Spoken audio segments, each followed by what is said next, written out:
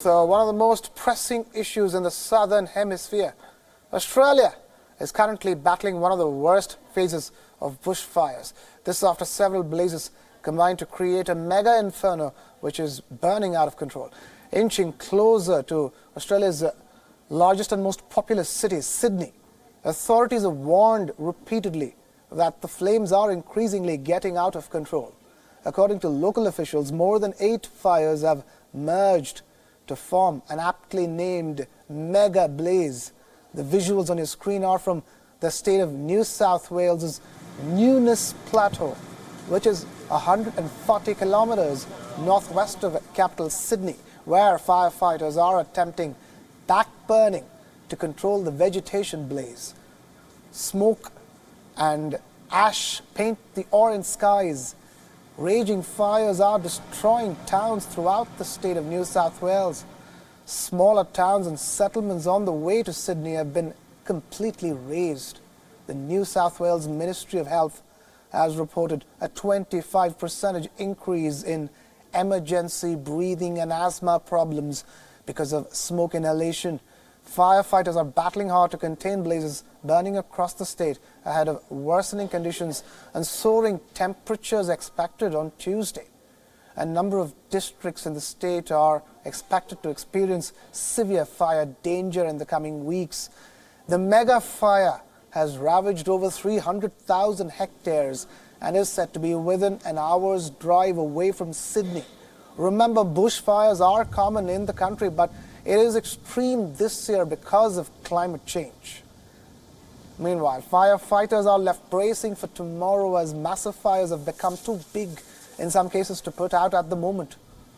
A blanket fire ban has been announced for some parts in the state of Victoria amid the mega fire as firefighters continue to battle more than 100 fires. Rescue teams have relocated over 300 particularly vulnerable animals like lizards, peacocks and marsupials. The bushfires have claimed the lives of 6 people till now and over 700 homes. An estimated 2 million hectares of land has been destroyed so far. This year's devastation has been described as unprecedented, particularly due to rising temperatures across the world.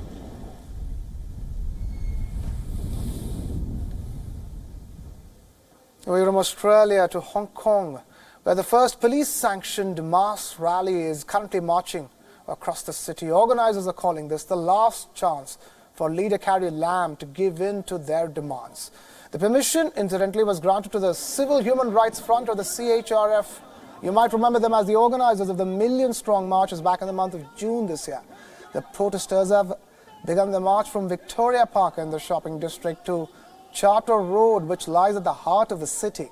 Thousands have joined the rally demanding human rights and increased freedoms and democracy. Since the local body elections and the siege at the Polytechnic University, things have become relatively calm in the city-state, but pro-democracy activists say that the anger is once again building up against the pro-Beijing government led by Carrie Lam. It means Hong Kong, the main opinion is against the government, and the government did not listen to the Hong Kong citizen. I'm actually proud of all Hong Kong people. We never give up. We won't give up in the face of the police violence. A lot of our people were imprisoned, they were injured, and a lot of people just died without any reasons, and it makes us angry.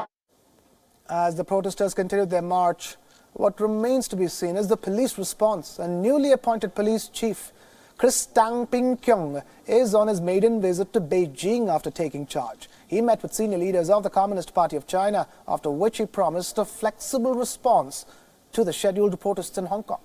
He said that his force would employ both hard and soft approaches. Apart from me, this is the hope of the Hong Kong people that the protest will be conducted in a peaceful way. In case of any violence, as I said, if anything like arson, throwing petrol bombs, damage on shops, we will take resolute actions on that. For minor incidents, we'll try to adopt a humanistic or a flexible approach. Ahead of the rally, Hong Kong police released a video claiming that they've uncovered a cache of weapons, including a semi-automatic pistol from raids at various locations, and 11 people have been arrested. According to them, the weapons were to be used by radical elements to disrupt the rally that is currently underway through Hong Kong. Our Hong Kong reporter Grace Lee brings us this latest report from Ground Zero. Take a look. The scene is very reminiscent of the kind of protest scene we saw in June and, in the summer when protests first kicked off. We saw a lot of peaceful protesters, and here we're seeing a lot of children, elderly folks, all coming out to show their support for the protest movement. They're hoping to, like you said, send a final message to Carrie Lam and her government that Hong Kong's protesters are still fighting for those 5 demands that they started out with. And of course, they want a free election. They want accountability from the government and from the police force as we see increasingly violent clashes between protesters and police. These are all things they've been asking for months. And the tipping point really was during the local elections where we saw a pro-democratic sweep here in Hong Kong, as well as the 2 bills in the U.S. being passed for pro-democratic rights in Hong Kong as well. Protesters were hoping for some kind of answer from Carrie Lam at that point. She has still said that she will not give in to protesters' demands. And so they're hoping that with this big of a rally, with this big of a march where they show that, yes, they are still marching peacefully, they can hopefully get an answer out of Carrie Lam. Well, today, noticeably, there's a much smaller police presence here on the ground. Increasingly, we had seen larger and larger police presence at these marches, and we've seen police fire off tear gas in the first couple of minutes of these marches, making sure that some of them can't even begin. And so today we're seeing a noticeable return to calm here from both the protesters and the police. Police have said that they are watching out for any kind of, violence from the protesters' side. They had put up the flags for tear gas earlier on before the march even began, but it seems that they are standing pretty far away from the protesters. It is like you said, a march that they've approved, and so protesters are really hoping that this will end as peacefully as it started.